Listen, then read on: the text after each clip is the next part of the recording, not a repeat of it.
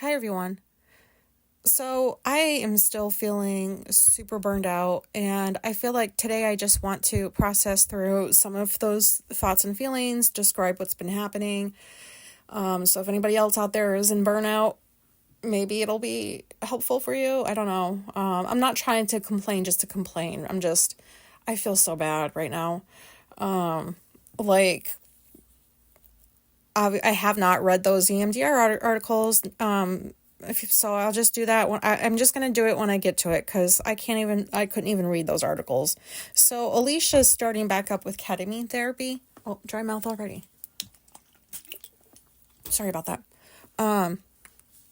So she used to go once a week.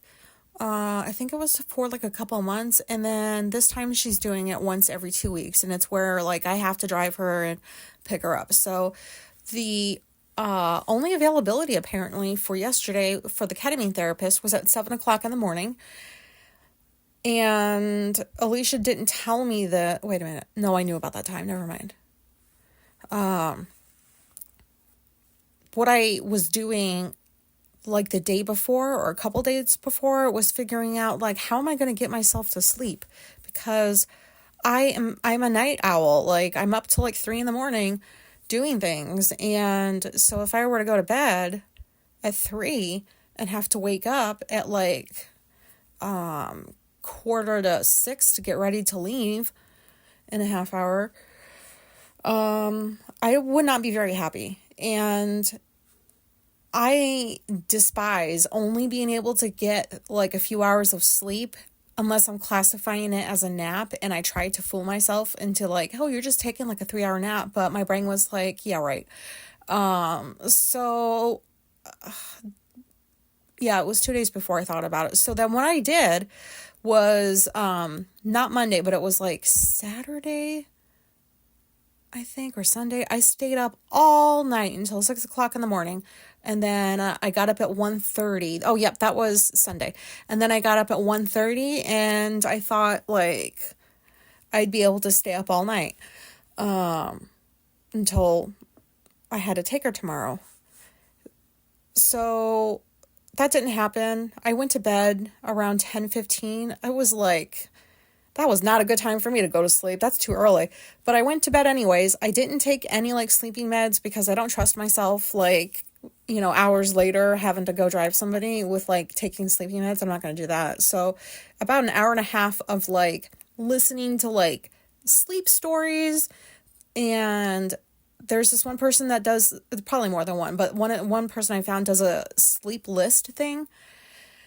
You just listen to these things and the goal is to drift off to sleep, I guess. So I listened to a couple of the lists. Like she spent 15 minutes just saying numbers in order, like 1, 2, 3, 4, 5, slower than that. But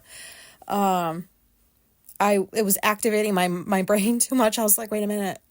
Like, I'm just going to get stuck on like, how far is she going to go with these numbers? How, like after the 15 minutes, what number would she have gotten to? Like, and so I was like, this isn't helpful. So I switched to a sleep story. I've never listened to one of those before. And, it was Alice in Wonderland. And it was a British lady that was reading the story. And I love British women. They're like older British women. Their voices are so soothing. And it was nice to listen to. But once again, like I just kind of got stuck in like, oh, like I don't remember this from like reading Alice in Wonderland as a kid, and like just like thoughts, and like I'm trying to figure out like the story, and I'm like, this is going to keep me up. This is not going to help. So after an hour and a half, I just got back up and decided that maybe I can fall asleep at like 2:30 and just have to deal with whatever I would feel like when I woke up, like not long after. That didn't happen. I never got tired. I just stayed up the whole time. Like a big part of the planning was I was thinking about myself, because when I'm not in a good mood, I can't hide it. I mean, I don't have the ability anymore to hide my moods. So, and I wouldn't want Alicia feeling bad, like knowing that I don't know, like if I were in a bad mood, it would affect her therapy, and I didn't want to do that, and she can pick up on my moods. So I decided, you know what, I'm just going to stay up because I'm not tired. And this means that like, I won't have to wake up after 3 hours of sleep and be irritated. So like a lot of my planning for the future, I think that's just what autistic people do, right? Like we think ahead, and at least for me, like I'm focused on, if I do this thing, how is this going to make me feel? Oh, more water. So, that's pretty much what my goal was to figure out, can I get to sleep earlier? And how can I not like wake up in a bad mood? Because I just don't wake up to alarms. That's super early. I know that like so many people get up early. Like I used to wake up at 4 o'clock for work, back in the day. But yeah, I just was more concerned with, I don't want to be in a bad mood because that'll make her like not have such a good session maybe. And so it worked out okay. And so yesterday comes and we leave at 6:15 in my car, which is what I drive her in all the time. And we're like 5 minutes out from the place and my car starts to overheat. And I'm like, what the fuck? Like I haven't had like a car issue. Like I haven't had that happen in like quite a while. Like I don't check my fluids in the car under the hood. Like I don't do that. I just figure seems to work okay, between oil changes and I don't know. But yeah, so I pulled over, and the last time I had an overheated car was years ago at the last outpatient I worked with. And Alicia and I must have been carpooling because she was with me in the car. And like, oh wait, no, was she? Yeah, she was. And it started like overheating really quick and would just shut down. And we would have to wait a couple of minutes and then turn it on. And then it would go like 50 feet and then shut down. And so she ended up like, she was so nice. She ended up like taking a few hours off of work that day to start and stop my car to the nearest garage so that they could fix it. So that's what popped into our minds, was that we were going to have to do the start stop thing, like on the way there, after, the 5 minutes left. I was like, we're close enough for you might have to just get out and walk if we can't get going or whatever. But anyways, we made it there. And she turned the heat up all the way, which is so odd to me that like a car's overheating, but you would put the heat on, but she seemed to know what she was doing. And so if we had the heat up all the way, basically it wasn't like blasting hot air, but we had it up all the way. And if I kept the car at around like, I don't know, 40, 50 at the most, if I didn't go over 50, then like the car would still work. Sorry about my words. It would still work. So when I got there, I thought to myself, like, do I want to stay here for 3 fucking hours while she's in there? Or do I want to just take my chances and like drive home and then just drive her car back to pick up? And then I thought a little bit more and realized it was rush hour. And everybody goes into Syracuse for work. And then, in the evening, everybody leaves Syracuse to go live wherever they live. So I was going to be going into Syracuse, and that is not a good time because there's so many cars, so much traffic. I thought like maybe, what if I break down in the middle of a lane? Like that's going to be like super embarrassing. So I told Alicia, I was like, I would rather break down with you in the car than like me be by myself, because if I break down on the way home, I'm not going to be able to come back and pick you up on time, and you're going to have to wait quite a while until I figure out like calling somebody to, that stuff. So I stayed. And the 3 hours seemed to fly by, but I tried to take a little nap because there was this like thing that you can like lay on by the window, but it didn't work. And I hate waiting. I hate it. I didn't bring anything to do, so I just ended up reading a book on my phone for the 3 hours, playing games, reading like the New York Times. That kept me occupied. But I wasn't expecting that I was going to stay there, so I didn't have like some snacks, and I only had one bottle of water. Of course, thinking about myself. But I don't know. I did it. I didn't like it. I wasn't prepared for it. I despise just being somewhere for hours, and I am not benefiting in any way. And I don't mean like I want to do ketamine too. I just mean like benefiting. Like I could have brought my laptop and done some work. That would have benefited me to stay there for like 3 hours. Something that would have, I don't know, worked out for me, or because I really do, like, I feel like I act like the world revolves around me sometimes, and this is like one of those times. But so she did her therapy, and it wasn't so bad, and then we left, and the car was, it did like get to the overheat point, but we were able to like keep it steady, and we got all the way home without breaking down, and I was shocked because I was fully expecting a breakdown. Now, like, I'm already feeling like so stressed, I'm tired, I mean, not like because I stayed up all night, just in general, from like probably months of whatever, all the shit that I've been trying to deal with. And, yeah, I don't know what I was going to say just now. Sorry. Oh, I forgot.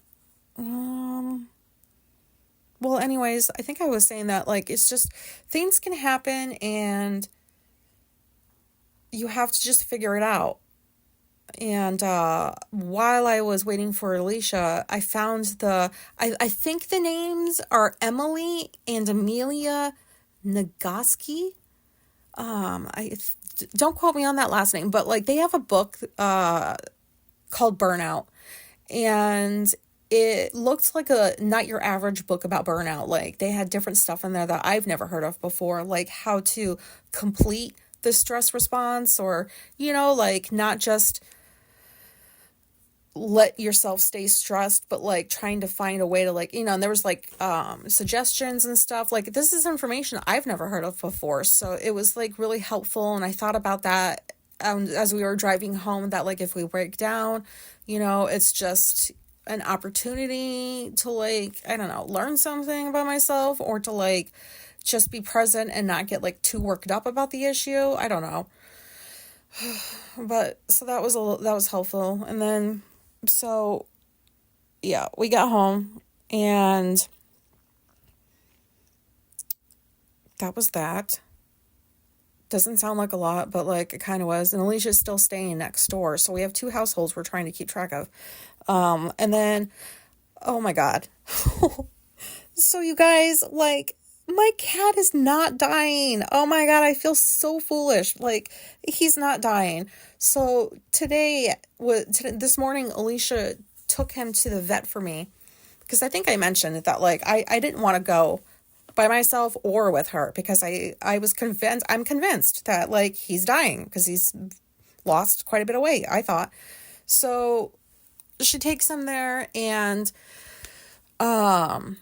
he lost 3 pounds since last September, and he's 10 pounds now, and so he's like really bony. And it was the sudden loss in weight that like freaked me out in the first place, that made me think that like maybe he had cancer and he was dying like his sister did.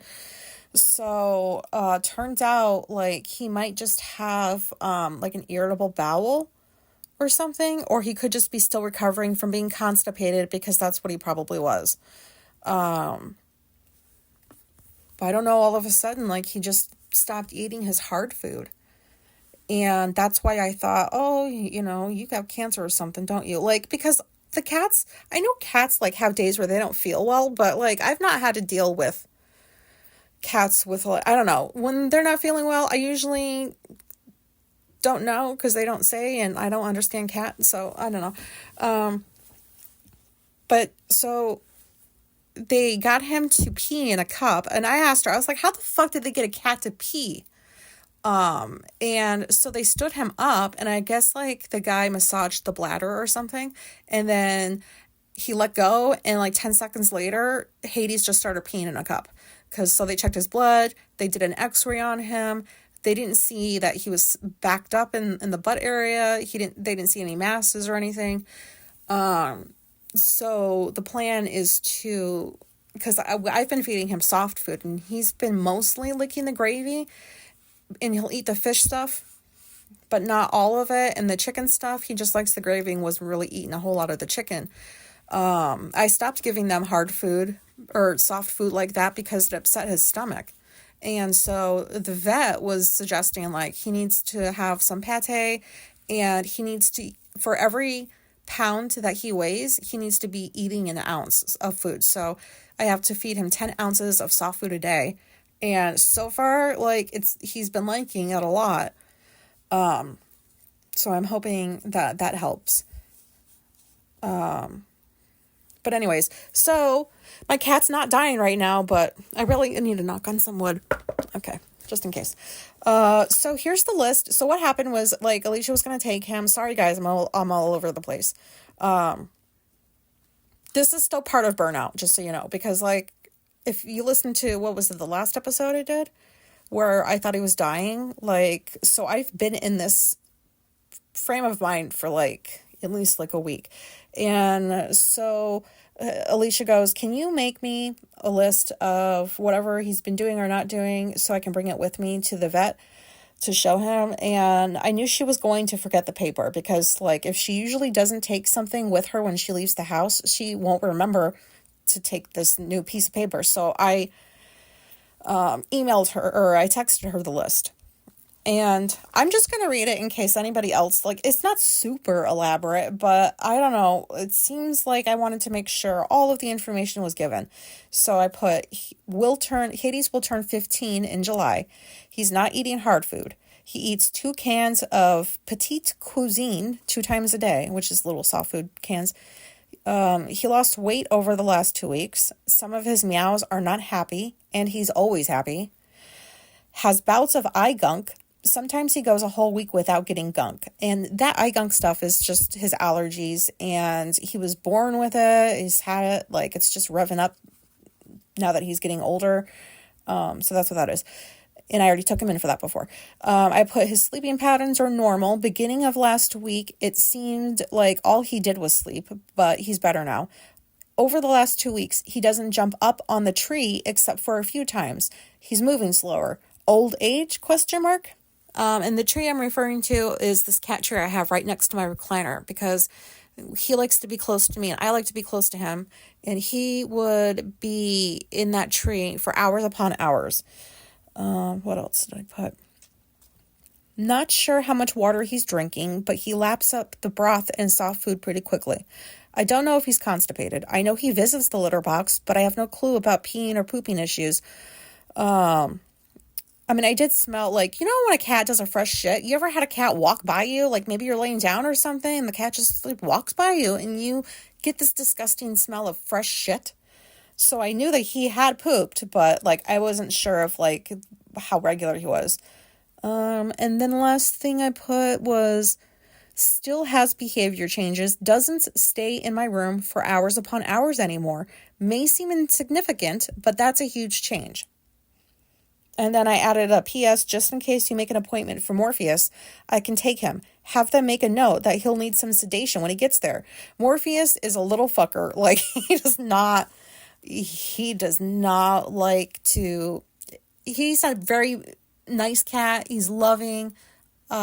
He's super sweet, but he doesn't like to be held for too long. Like, he gets mad. Like, when we go, for example, we cut his claws last week.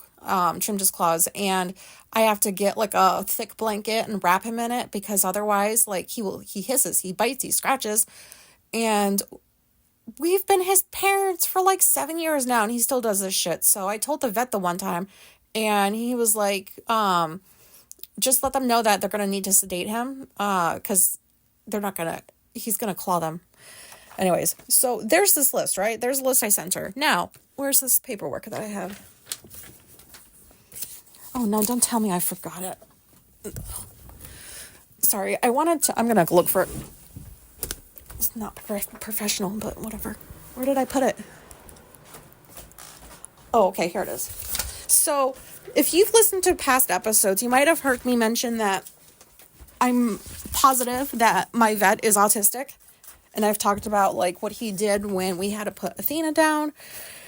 And, like, he's very autistic, and I love him because he's so thorough. So Alicia comes home and she's like, go look at the note that he left. So he left, like, there's a whole bunch of, like, words and medical terms I don't understand. But before that, he put, here for annual exam, discuss aging and behavior changes, has been hiding more the past 2 to 3 weeks, not eating as much as usually does the past 2 to 3 weeks, drinking normally, no vomiting or diarrhea, decreased energy slightly. Started feeding him canned. Now, they're doing this while they're there. They were feeding him. Oh, wait. No, I was. Sorry. Started feeding him canned since he wasn't eating his usual amount of dry. He's eating 2 cans a day of the 3.5-ounce cans. Very little dry. Eating the kind of cans with sauce and gravy and likes the gravy. Moving slower. Used to stalk Angela regularly and now would rather hide, not stalking like usual. Was sleeping more than usual, but that got better. More back to normal now. Used to talk regularly in a happy voice, and not doing that lately the past 2 to 3 weeks. Like, he fucking put the word stalking in there. I didn't even put that on the list. I don't think. But, I mean, that's fucking hilarious to me that he literally, like, put stalking. Because whenever I, like, add that to whatever, when I bring a cat to a vet, I give them all the information. And sometimes I leave out the fact that, like, stuff like this, because it's embarrassing. I don't want to be like, my cat's not, like, spending 24 hours a day with me anymore. Now it's more like 12. So, that sounds ridiculous. But he put the word stalking. And he also did, like, this guy is so good. I just wish he would live forever. Yeah. I thought that was kind of funny. So he's not dying right now, I guess. And we take him back in a couple of weeks for a follow-up. So, but I was in that space for like a week, like, oh my God, he's dying. And like, I spent that entire night crying because, like, all of a sudden he was feeling bony. And so I was just preparing for the worst. And I have no idea why I couldn't stop. I just kept crying and I just could not stop except for like maybe a couple of minutes at a time. So, like, looking back on that, I'm pretty sure like that was like burnout too. It just feels like everything is hard to do right now. And Alicia is in burnout a little bit too. And I imagine that that's just as difficult. Like, she's got depression. So, it makes things like doubly hard. But it's just been a crazy 3 years. Our marriage is way better now than it was like a year ago even. So like, we've had 3 years of her school, her crazy schedule, her like odd work hours. Like, I've had to like do more. It's just, I really know that this is burnout now. And, I'm still feeling like from the last time I recorded about this till now, I feel worse now than I did last week. So like today, after Alicia came back with Hades, she was like so tired, and today's her day off. So I said, why don't you go and take a nap for like an hour, like a power nap or something, or to give you energy. And then, because we had to go out and still do stuff. So she's like, okay. So that gave me time to do my morning routine, get all that done. And then she woke up from her nap like an hour or so later, and we had to go get groceries. We had to go to PetSmart because I wanted to look at all the options for cat food, for the soft cat food, and like basic stores, like even grocery stores, they don't have all those options. So I found some different things for him to try to see like what he likes, what he doesn't like, if, stuff like that. And is that the only two places? Oh, and then we had to go get gas. So like, those are basic errands, and we were struggling. I was definitely struggling. So we're in like PetSmart and we're looking at the food, and for some reason I had this thought of like, so you guys, like, did I tell you that she made like a money mistake a few weeks ago? She made like a $360 mistake because she forgot to add her car payment onto the budget. So we didn't have the money. We had to dip into like savings. And 3 days ago, I realized I made a mistake, and it was a $200 mistake. I was supposed to move 200 over, like, in addition to the others, total, and I didn't. I thought that I wrote down. So, like, my portion of bills this pay period is 800 only. Now,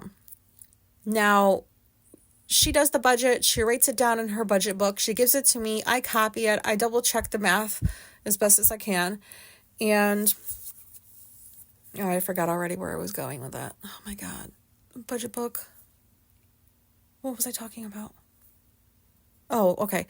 I thought that I wrote down 600 instead of 800 in my book because I thought that that was a 600. So I was like, cool. I guess I have a hundred extra or to add to my extra. I don't know. But it's been like tight the past like month or so. Like I'm really like scrapping for work because like there's feast or famine and right now it's like famine time. So I'm having to like work extra to like find work. But yeah, I'm still forgetting. Like my brain sucks right now. I don't even know what I was talking about. Sorry. This is the thing too, is my brain is getting worse. Like, it obviously is gonna, when you're feeling stress, your brain's gonna have a hard time functioning like regularly, like consistently or whatever. And I've been forgetting things, like I'd be in the middle of talking and poof, suddenly the thought goes away and I don't remember what I was just discussing, and it's frustrating every single time and it's embarrassing every single time. And it's just been so worse the last few weeks. So yeah, like she's feeling it too. She made a money mistake and she's the person that like she was going to become a math teacher. That's how good at math she is, or a math professor or something. And she never did, but so yeah. And we figured that out when we got back, but going to Wegmans, and then getting the groceries, and then going to PetSmart, and like, of course I went to go look to see if there was an orange cat. There's not. If I don't want to that's tangent, never mind. But and then we went to get gas in her car, and I got out to fill it up because she just like was suddenly sad, and was cried. And I was like, you don't know why you're sad? And she's got alexithymia too. So we're thinking like she had a pretty deep session yesterday with ketamine, and it brought up some stuff. So like it might be tapping into like more of like her experiencing her feelings, which is great, but it doesn't feel great because I know that like feeling sad, who likes that? Nobody likes that. So I got out and I filled it up, but like the simple act of taking the seatbelt off, opening the door, like just what you do to put gas in the car, I was struggling with. I was like having to force myself, like, she could have done it, but she already did the Hades thing for me today. And the least I could do was like try to pump some gas in her car. But I'm like standing there and it's like taking forever to like get into the gas tank because when it's colder out, like the gas flows slower. So I'm just standing there longer and waiting and looking around, and I'm just like thinking about all the things I had to do when I came back home. Put the groceries away. And I'm not gonna lie, guys, like this house does not look like I live here, because usually it's in tip-top shape and it's clean, organized, cozy, and I haven't vacuumed in like over a week, and we have 4 cats, so that's a lot of pet hair or cat hair.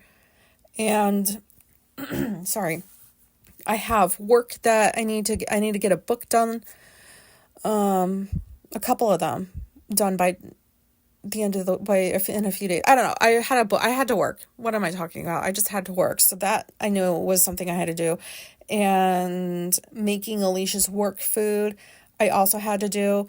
So, because Tia, my therapist, had said that, just because Alicia asks for things, that's good, because like she needs to use her voice more and she needs to ask. And she's been doing that. But just because she asks doesn't mean that like I have to do the thing if I don't have the energy to do it. Like if you remember the banana bread episode, stuff like that. And she has been on a breakfast potato kick a little bit, like a few times a year. She likes to have like breakfast potatoes. And I talked about those before. I think that like they just take a while for me to like cut them up and then like wait for them. And there's like all the seasoning and like it's just takes too much time. Like I have to wait around and I, make sure I'm monitoring the stove because I don't like to like leave things on the stove and like just go back to my room.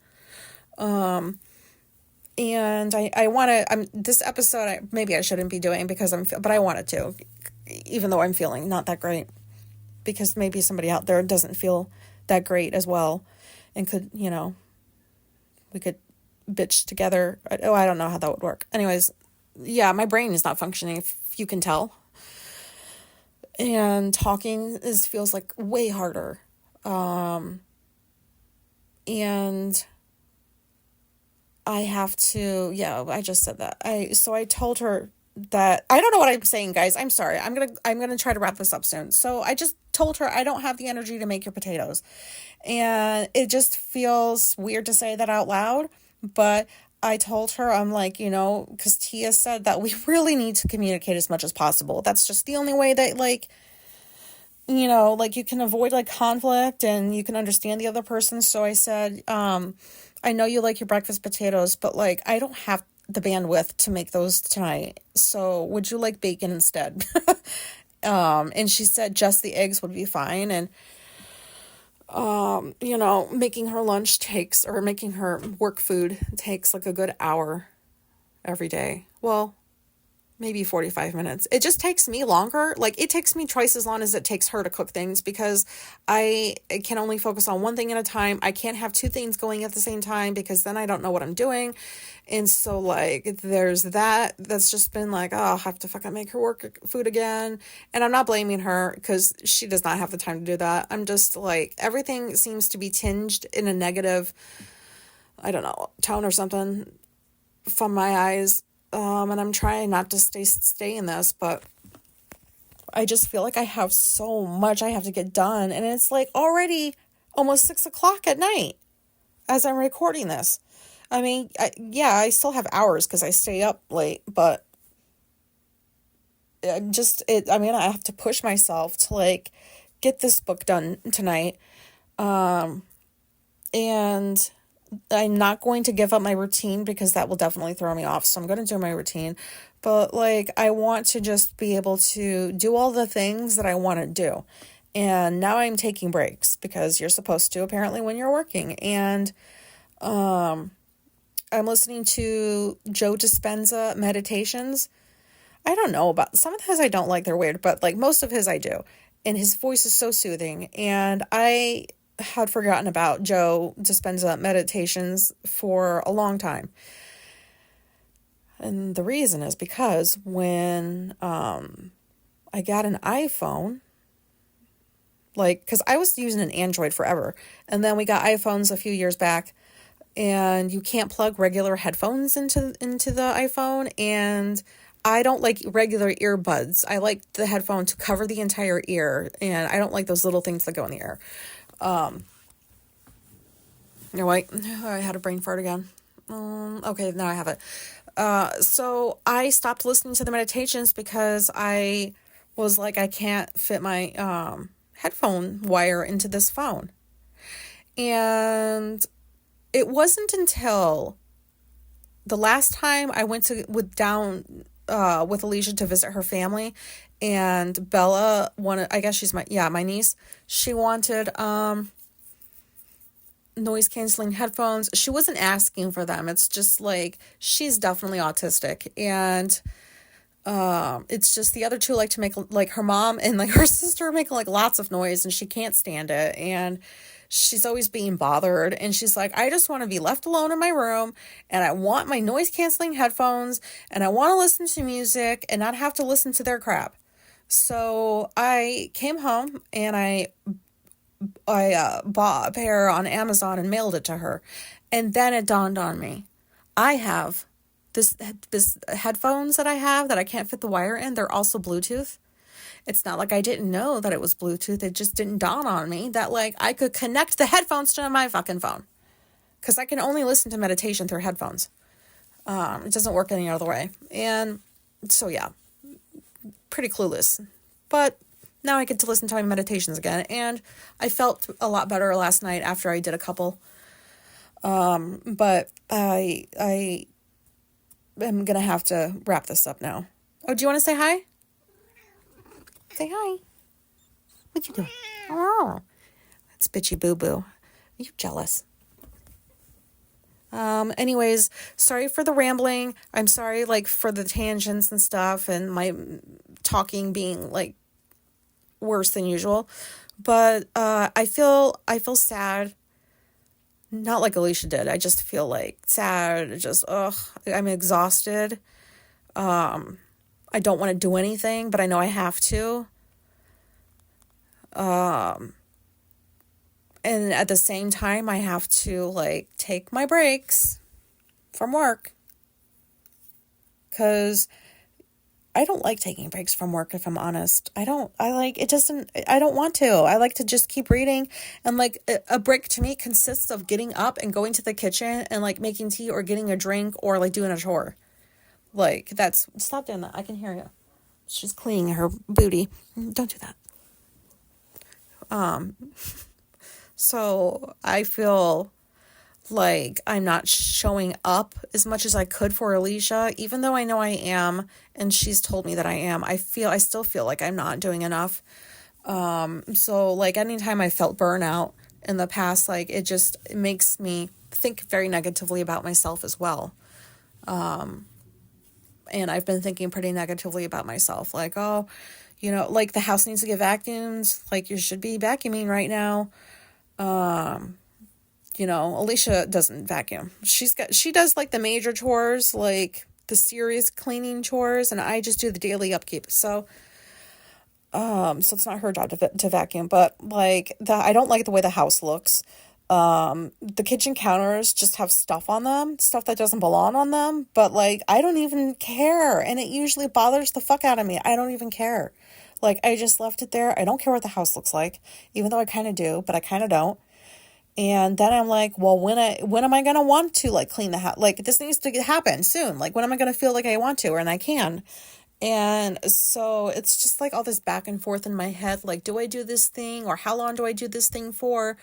How much do I have on my plate for the day? Do I need to, like, offload a couple of things? Like, it's just, I guess that's, like, I guess it's not a bad thing.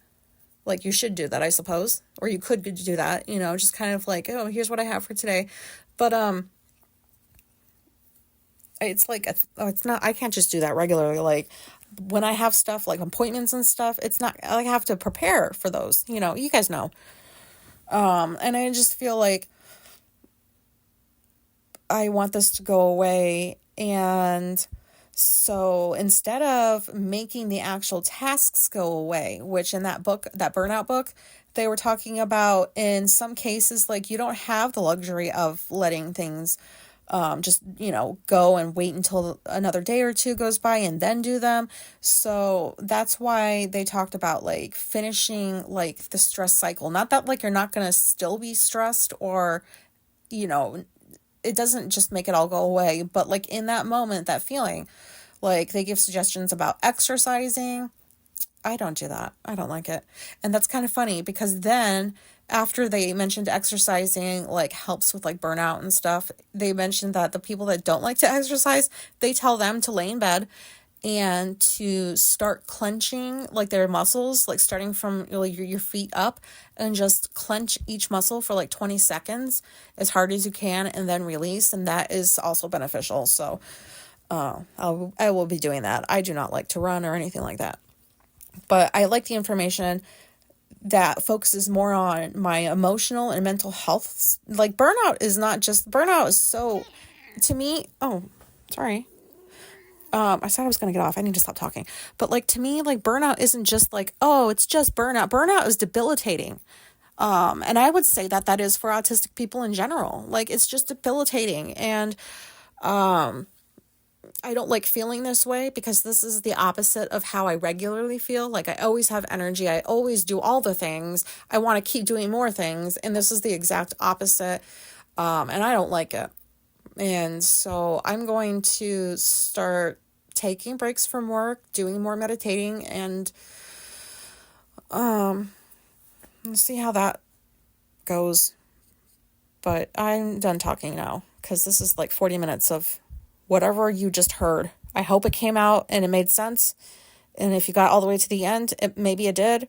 But if you're feeling like this burned out, like maybe get that book if you haven't like read it before by the Nagoski sisters. And thank you for listening. I think I already said, I don't know. Okay. Sorry. Goodbye.